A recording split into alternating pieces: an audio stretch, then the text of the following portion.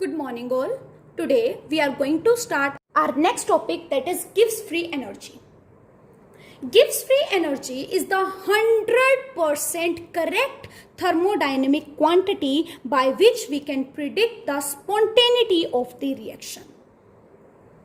And G is equals to H minus Ts, where H is enthalpy, T is temperature, S is entropy. And as you know, all three are state function. These all are state function. If these all are state function, then G will be state function. G will also be state function. And state function means it will going to depend upon final and initial point. And for a cyclic process, delta G will be equals to 0 because it is a state function and it is also an extensive property. Now, like enthalpy, entropy, internal energy, there is no significance of G because we cannot measure it. So, there is only significance of delta G which we can measure. How we can measure delta G? Delta G will be equals to delta H minus delta Ts. If we have constant temperature, then delta G will be equals to delta H minus T delta S. And this equation is known as Gibbs-Helmholtz equation, or you can say Gibbs energy equation.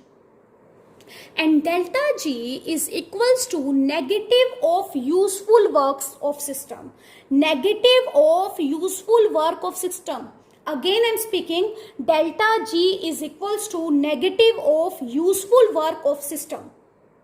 Means if we have delta G negative minus 100, then useful work will be equals to plus 100 kilojoule. Means system can do 100 kilojoule work. But if we have delta G positive 50 kilojoule, then useful work will be equals to minus 50 kilojoule. Minus 50 kilojoule means in this case system cannot do work. If useful work is negative, then system cannot do work. Or in simple words, we can say if delta G is negative, then the process will be spontaneous. If delta G will be positive, then process will be non-spontaneous. Let's prove this. The favorable condition for the spontaneous reaction is that delta H should be negative and delta S should be positive. And we know delta G is equals to delta H minus T delta S. Delta H is negative, delta S is positive. Now, if we will put these in this equation, then we will get negative, negative, positive, negative, negative, negative, we will get negative. Means delta G is negative. Means it will be a spontaneous reaction. Now, let us see the non-favorable condition. Non-favorable condition means delta H should be positive and delta S should be negative. Now, let's put these two values in this. Then we will get delta G positive. Means if we have delta H positive or delta S negative, then we will going to get delta G positive, which represent it is a non-spontaneous process. If we have delta H negative and delta S negative, now let's put these two values in this equation, then we will going to get negative minus minus positive. Now if negative value will be more, then delta G will be negative. If positive value will be more, then delta G will be positive. Means if delta G is negative, then only it will going to be spontaneous. If delta G is negative, it means delta G is less than 0 and delta G is equals to delta H minus T delta S. If delta G is less than 0, then delta H minus T delta S will also be less than 0.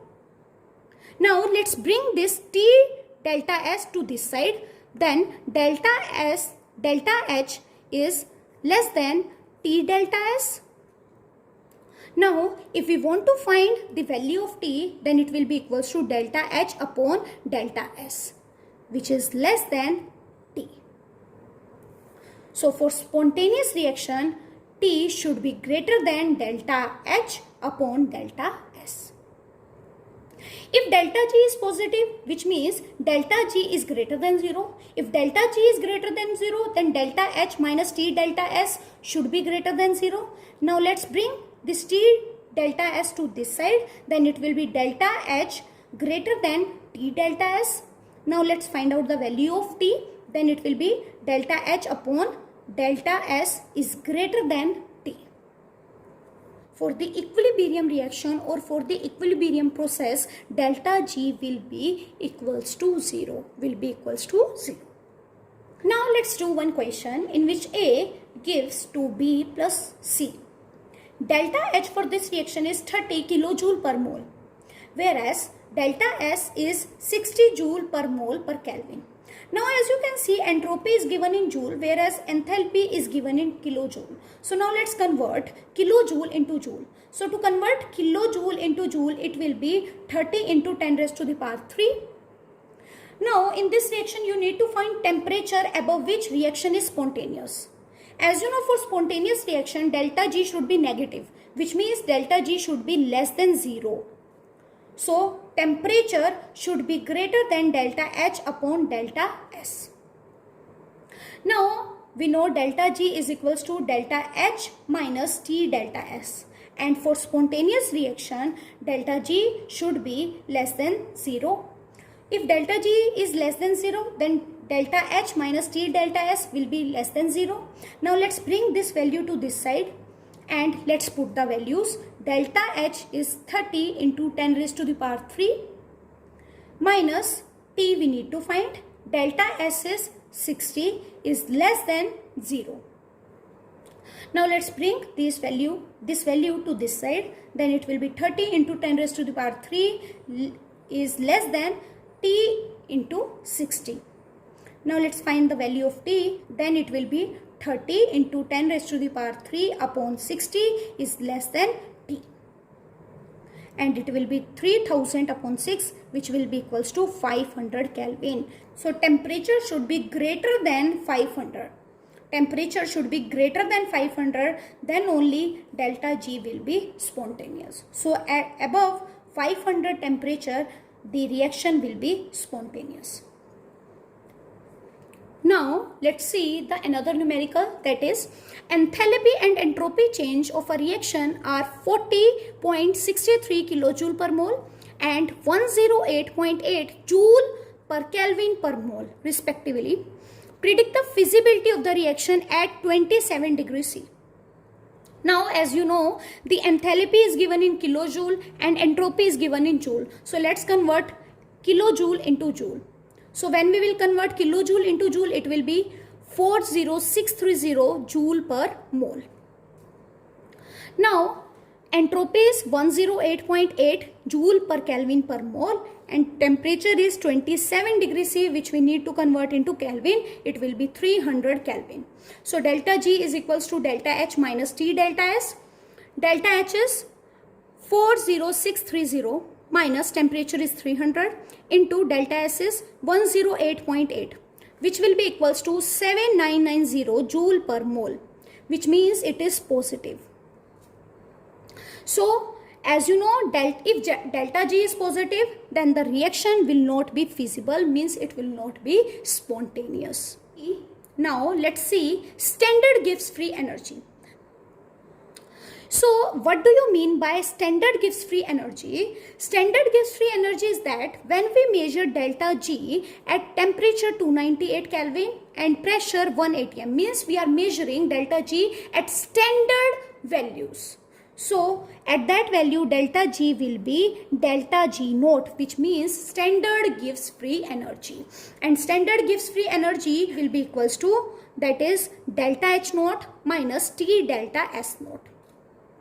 Or you can say, if we need to find delta G of reaction, delta G naught of reaction, then it will be equals to delta G naught formation of product minus delta G naught formation of reactant. Product minus reactant formation. Now let's find out the relationship between delta G naught and equilibrium constant. Delta G is equals to delta G naught plus RT log E, or you can say natural log Q. Q is reaction quotient, and at equilibrium Q will be equals to the equilibrium constant. This we will going to study in chapter 7th, that is equilibrium. So at equilibrium, as we know, delta G is equals to 0. If delta G is equals to 0, then delta G naught will be equals to minus RT natural log of K equilibrium, or you can say equilibrium constant. So as we know, natural log is equals to 2.303 log. So now let's put this value into this equation.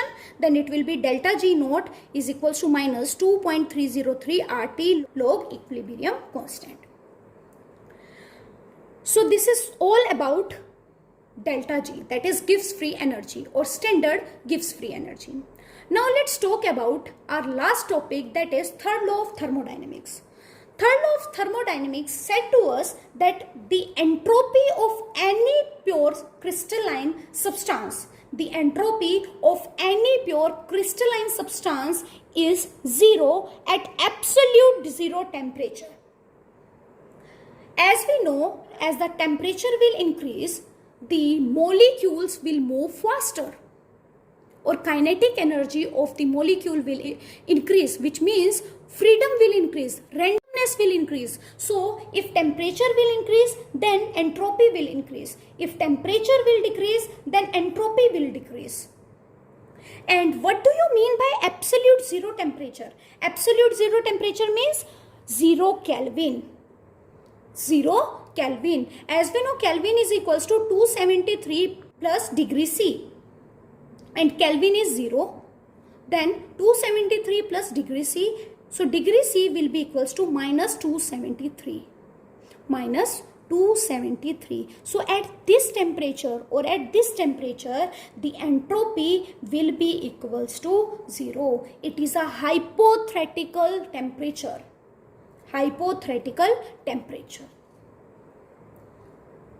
There are certain substances which possess some entropy at absolute 0 Kelvin, or you can say absolute 0 temperature. So the entropy possessed by a substance at absolute 0 is called residual entropy. Residual entropy. So what do you mean by residual entropy? There are certain substances which possess some entropy at absolute 0 temperature. So the entropy possessed by the substances at absolute 0 temperature is called residual entropy. Is called residual entropy. So with this, we are completing our chapter. That's all for today. Have a nice day ahead.